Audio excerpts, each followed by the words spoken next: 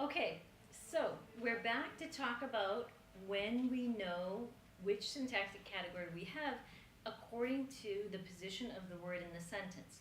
And we said that when you have the initial position of the word, so something like blank might be interesting, it's possible to have a noun there. So that's a test to know for sure that you have a noun. Another test that you can do to know if you have a main verb is to have they can and then blank, the word filled in there. So they can swim, they can run, they can jump. All of those guys must be verbs because they fit into that position. Excuse me. We also know that auxiliary verbs, although they are verbs, are different from main verbs in where they occur in the sentence. So they always have to be before the main verb. So when you have a sentence like, blank, I be frank, you can have in that position an auxiliary verb. May I be frank? Can I be frank? Should I be frank? All of those are auxiliary verbs. What about adjectives and adverbs? They are possible in the position following the word very. And remember we talked about very a little bit earlier? We said that very is an intensifier of the next word. So for example, if you say very tall, what is it that is being described as being tall is being described as not just plain tall, but tall to a very strong degree. In other words, very intensifies the meaning of the word that follows. And so we say that this is a test for either adjectives or adverbs, because both adjectives and adverbs can be intensified with very. So for example, if you have an adverb, quickly, she left very quickly. It's possible to have very occurring before that word and modifying the intensity of the interpretation of quickly, because quickly is an adverb. So in other words, this test will tell you whether you have an adjective or an adverb, but it won't tell you whether you have either an adjective or whether you have an adverb, right? So how do you know whether you have something that's an adverb or an adjective? If it's modifying a noun, it has to be a noun. It has to be an adjective.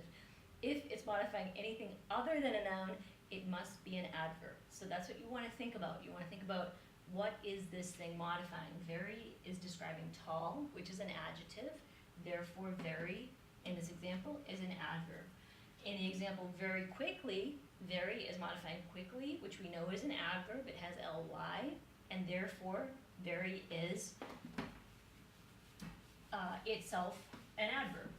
It passes the test for adjective or adverb.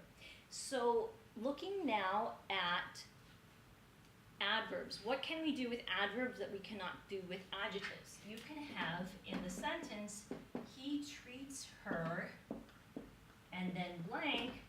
This is something that can only accept the category of adverb.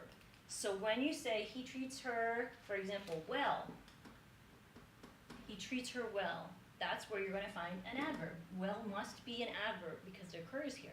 He treats her nicely.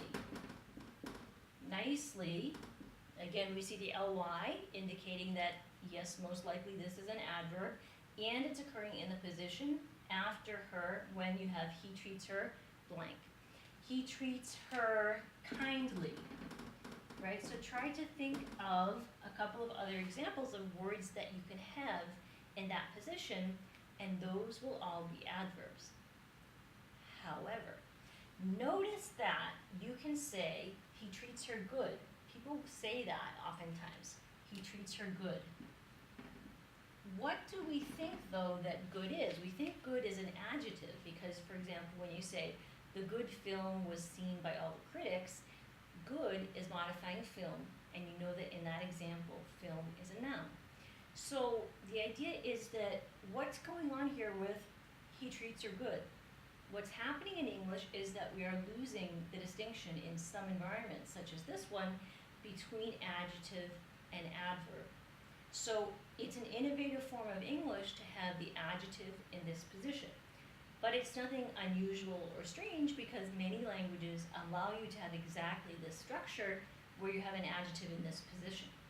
So it's not that English is doing anything weird or unusual, it's just that English is changing historically. It used to be the case that you could only have an adverb in that position, and currently you can now innovate with forms where you have adjectives.